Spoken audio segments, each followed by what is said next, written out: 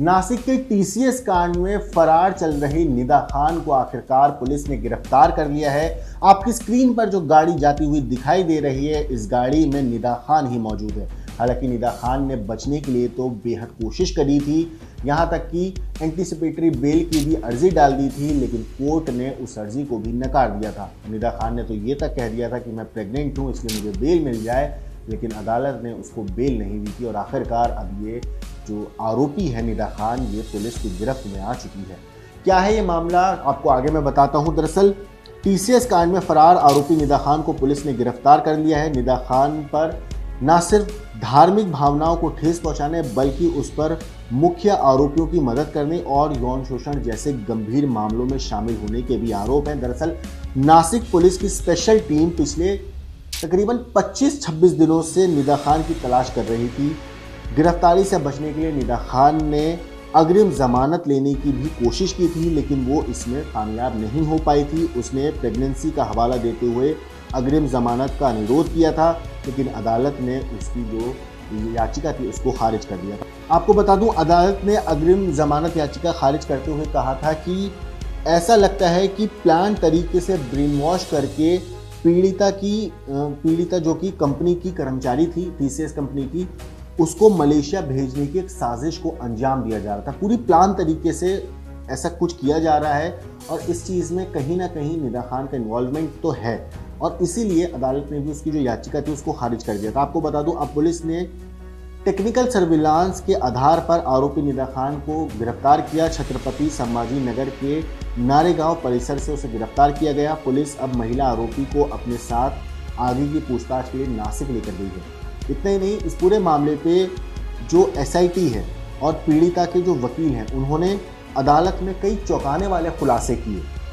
TCS अधिकारी निदा खान पर आरोप है कि उसने पीड़िता को बुर्का दिया, धार्मिक किताबें दी और मोबाइल में धार्मिक एप्लीकेशन इंस्टॉल करवाए, ताकि उन लोगों का जो रुझाव है इस तरफ हो सके। जांच में ये भी सामने आया कि पीड़िता का नाम बदलकर हानिया रख दिया था और इसी नाम के जरिए उसको मलेशिया भेजने की तैयारी चल रही थी। और पुलिस अब इस मामले में इस बात की भी जांच कर रही है कि क्या इस केस में कोई इंटरनेशनल अंतर्राष्ट्रीय गिरोह है, क्या इस केस में शामिल है। पीड़िता की तरफ से पेश हुए अधिवक्ता एमजी कुरकुटे और नितिन पंडित ने दलील दी कि आरोपियों ने कंपनी में अपने पद का अनुचित लाभ उठाकर जो पीड़िता है उसको अपना धर्म मनाने के लिए मजबूर किया। यही नहीं, पीड़िता की भावनाओं को ठेस पहुंचाकर उसे मांसाहारी भोजन खाने के लिए भी मजबूर किया और कार्यालय में उसकी जाति को लेकर उसका अपमान भी किया। ये काफ़ी संगीन आरोप हैं और अगर ये आरोप सच हैं तो इन आरोपों में वाकई सख्त से सख्त सज़ा मिलनी चाहिए, क्योंकि किसी भी इंसान के ऊपर किसी को ये हक नहीं है कि उसको इस तरीके से टॉर्चर किया जाए या इस तरीके से उसको ब्रेन वॉश किया जाए। आपको बता दूं, जो मेन आरोपी है इसका दानिश शेख पर शादी का झांसा देकर रेप का आरोप है, जबकि तौसीफ पर पीड़िता को ब्लैकमेल कर फिजिकल रिलेशनशिप का दबाव डालने और छेड़छाड़ का आरोप है। इतना ही नहीं, आपको बता दूं, नासिक की एक अदालत ने बीते मंगलवार को इसी मामले में 4 मुख्य आरोपियों को 18 मई तक न्यायिक हिरासत में भेजा दिया है। इन आरोपियों के नाम हैं रजा रफीक, मेमन, तौसीफ, बिलाल, अतर, दानिश शेख और शाहरुख हुसैन शौकत कुरैशी।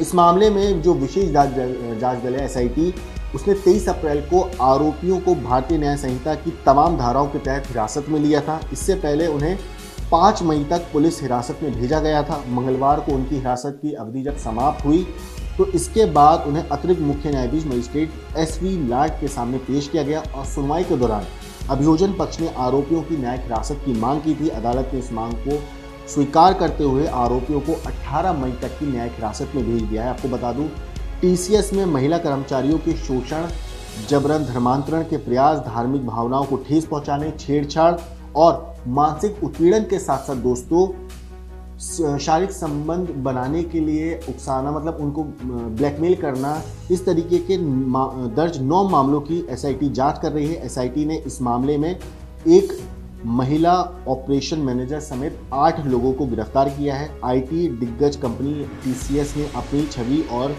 कार्य संस्कृति को लेकर साफ कर दिया है कि वो किसी भी प्रकार के उत्पीड़न या ज़बरदस्ती को बर्दाश्त नहीं करती। मामले में नाम आने के बाद कंपनी ने तत्काल प्रभाव से आरोपी कर्मचारियों को सस्पेंड कर दिया है और जांच में पूरा सहयोग कर रही है। क्योंकि टीसीएस अपने आप में एक बहुत बड़ी कंपनी है और ऐसा नहीं है कि छोटी मोटी कंपनी है, नहीं, ये एक रेप्यूटेड कंपनी है और वहाँ का वर्क कल्चर भी अपने आप में काफ़ी ज़्यादा अच्छा माना जाता है। और ऐसी जगह पर जब इस तरीके की घिनौनी वारदात होती है तो जाहिर सी बात है कंपनी का नाम खराब होता है। और इसीलिए जो टीसीएस कंपनी है उन्होंने भी साफ कर दिया है कि जांच में पूरी तरीके से सहयोग करेंगे और जितने भी आरोपी हैं उन लोगों को सस्पेंड कर दिया गया है कंपनी की तरफ से।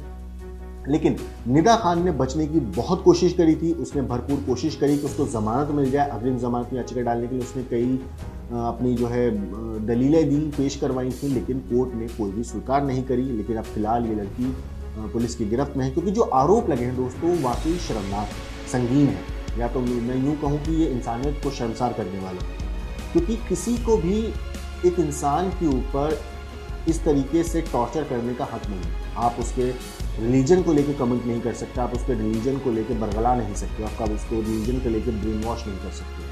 और ऐसे काम जो लोग करते हैं उन्हें कानून में सख्त से सख्त सज़ा देनी चाहिए, क्योंकि ये लोग ना समाज का माहौल ख़राब करते हैं। ये लोग हमारे आपके दुश्मन तो हैं, ये हमारे आने वाली जनरेशन्स के दुश्मन। ये समाज के बहुत ख़तरनाक लोग होते हैं जो इस तरीके से लोगों को टॉर्चर करते हैं, टारगेट करते हैं और फिर उसके बाद इस तरीके की घिनौनी हरकत करते हैं।